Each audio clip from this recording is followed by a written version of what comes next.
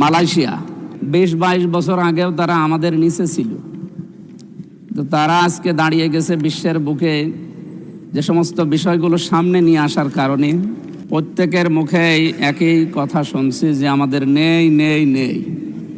এই বিষয়টা সামনে যেন আর আমরা নিয়ে আসতে না হয়, এজন্য আমি কিছু প্রস্তাবনা এই মহান সংসদের মাধ্যমে যারা দায়িত্বে আছে তাদের দৃষ্টি আকর্ষণ করছি। বাংলাদেশ সহ বিশ্বের বিভিন্ন দেশ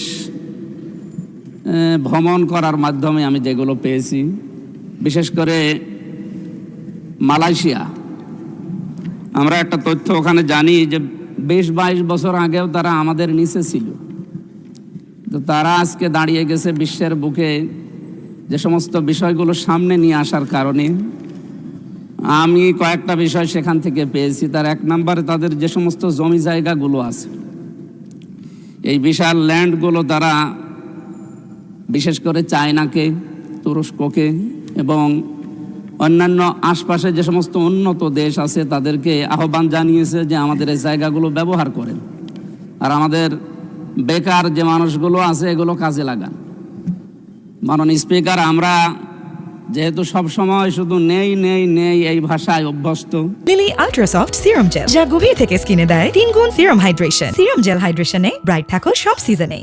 এখানে যারা দায়িত্বশীল আছে, বিশেষ করে মন্ত্রী পরিষদের যারা আছে, তাদেরকে বলবো আমাদের স্ব আসনে এভাবে মানুষের কাছে শুধু আকাঙ্ক্ষা না জানিয়ে আমাদের নিজেদের আসনগুলোর যে জায়গাগুলো সরকারি বেসরকারিভাবে পড়ে আছে, এই জায়গাগুলোকে যদি সরকার এখন কাজে লাগাতে না পারে তাহলে বাইরের দেশগুলোকে আহ্বান জানাক। আমি অলরেডি এর ভেতরে এই 2 মাসের ভেতরে অনেকগুলো কোম্পানির সাথে বাইরের যোগাযোগ করেছি। তারা বলছে আমাদেরকে ইকোনমিক জোন তৈরি করে ঘোষণা করে দেন, আমরা আসতেছি।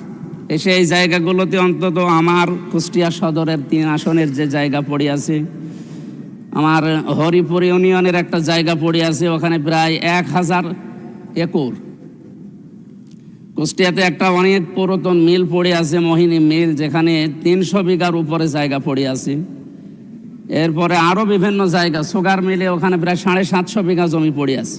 এই জায়গাগুলোকে সরকার কাজে লাগাচ্ছে না, খালি কথার উপরে আমরা এই চলমান অবস্থায় আছি। এই 2 মাস আমি অনেকগুলো জায়গায় যোগাযোগ করেছি, কিন্তু সাড়া পাচ্ছি না। অথচ এলাকাতে যে সমস্ত বিষয়গুলো নিয়ে এখন তোলপাড়, এলাকায় যাওয়া যায় না। মাদকের যে সয়লাভগুলো, এরপরে বেকার সমস্যা, ছিনতাই, এরপরে আরও যে সমস্ত সমস্যাগুলো, হতাশার জীবন নিয়ে মানুষ চলছে, এগুলো থেকে মুক্ত করার জন্যে প্রত্যেকটা মাননীয় জাতীয় সংসদ সদস্য যারা আছে, আমার যতটুকু বাস্তবতায় ধারণা আছে, নিজেদের এই জায়গাগুলো হয় নিজেরা ব্যবহার করবে, অথবা বাইরের যে দেশগুলো যারা পারে তাদেরকে এই মালয়েশিয়ার মতো অথবা থাইল্যান্ডের মতো, এদের মতো আশপাশ উন্নত দেশগুলো থেকে আমরা চায়নাকে ডাকতে পারি, তুরস্ককে ডাকতে পারি। এদের মাধ্যমে আমার এলাকায় এই যে জায়গার কথা বললাম, এই জায়গাগুলো যদি ব্যবহার করা যায়, আমার মনে হয় কমপক্ষে 12-13 হাজার মানুষের কর্মসংস্থান তৈরি হবে। আমি বারবার যাই, কিন্তু বিরোধী দলে থাকার কারণে মনে হয় ওনারা গুরুত্ব দিতে চান না, খালি ঘোরাতে থাকেন।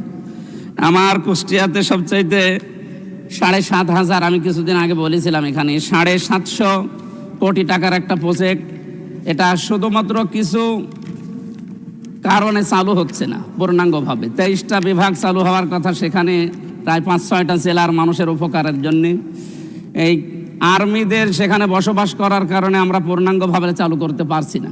আমি আজকে স্বরাষ্ট্রমন্ত্রীকে আহ্বান জানিয়েছি, উনি আরও সময় চান। এই সময় চাইলে মানুষ তো অসুস্থ হয়ে মরবে। এই জন্য আহ্বান জানাবো, আমরা বিরোধীতে আছি তাই কি, আমরা তো সরকারের জনগণের জন্য কথা বলছি, সুতরাং আমাদের কথা যেন গুরুত্ব দেওয়া হয় ও অতি দ্রুত এখান থেকে আর্মি অপসারণ করা লাগবে। আপনি কোথায় দেবেন? বিভিন্ন জায়গায় পড়ে আছে আমাদের কুষ্টিয়া শহরের বিভিন্ন জায়গা, ওই জায়গাগুলোতে এখন যদি জরুরি রাখা লাগে সেখানে রাখবে। এই জায়গাটা পরিষ্কার না করা হলে আমাদের সেবা ব্যাহত হচ্ছে এবং বিভাগগুলো খোলা যাচ্ছে না। আমরা কালকেও কুষ্টিয়া থেকে আসলাম এই কথাগুলো জানার পর। আমাদের এলাকায় যেহেতু জাতীয় নেতা এর আগে যারা ছিল তারা এভাবে হয়তো উদ্যোগ নেয়নি। আমাদের একটা পুরাতন জেলা কুষ্টিয়া, সেই 17 বা 19টা জেলার ভেতরে একটা। আমাদের প্রাণের দাবি এলাকায় যে 5-6টা জেলা মিলে প্রশাসনিক গতি। ধন্যবাদ মাননীয় সদস্য, টাইম ইজ আপ। 1 মিনিট চেয়েছেন, আচ্ছা আপনাকে 1 মিনিটে দেয়া হলো। ধন্যবাদ। প্রশাসনিক গতি কার্যক্রমের গতিশীল করার জন্য আমরা মাননীয় প্রধানমন্ত্রী থাকলে আরো ভালো হতো। আমরা এই হাউসকে আহ্বান জানাচ্ছি, আমাদের কুষ্টিয়া মিলে 5-6টা জেলা দিয়ে একটা বিভাগ ঘোষণা করা হোক।